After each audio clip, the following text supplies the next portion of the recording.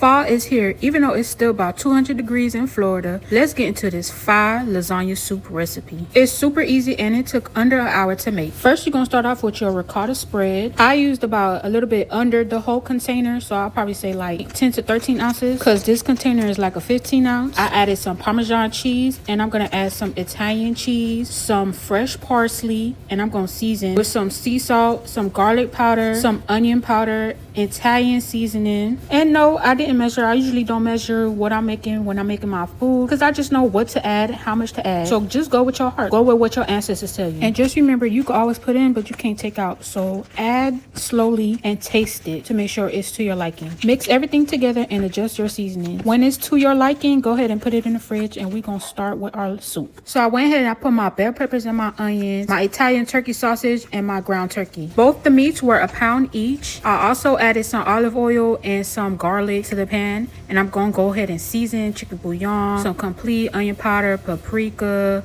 garlic powder, and I use some Kinder's buttery garlic and herb. That's my favorite. Of course, you need some Italian season, and you're gonna always make sure you taste it after it's cooked. Taste the meat to see if it's to your liking. I also would have added some ground basil if I had it, but I didn't have none. But I used the Bertolli tomato and basil pasta sauce, so it brought that basil flavor that I was looking for. And the same exact seasonings I added to the meat, I'm gonna add after I add the broth and the pasta sauce. I added a full container of chicken broth, a full container of pasta sauce, and I filled that pasta jar with water. I let it come to a boil. Then I added about 1/4 cup to half cup of half and half. I added 8 to 10 broken up pieces of lasagna. Last time I made this, I used the Better Goods Rigatoni pasta and it was really good as well. I let it come to a boil. Then I added some Italian cheese. You want to make sure the flavors, get well incorporated. Don't add certain ingredients too fast because you want the flavors to marry together. And I also did add about a tablespoon of sugar. So making the soup should take about 30 to 45 minutes. As you can see, I added some Better Goods cheese as well. I really love that cheese. And while all that was cooking, I went ahead and I made me some cheesy garlic bread, which was the perfect addition to this dish. When the lasagna noodles was fully cooked, I went ahead and I put my bowl together. Y'all see that? That look good. Go ahead and add your ricotta as much as you like. Top it off with some parsley or whatever topping that you would like to add. You see that?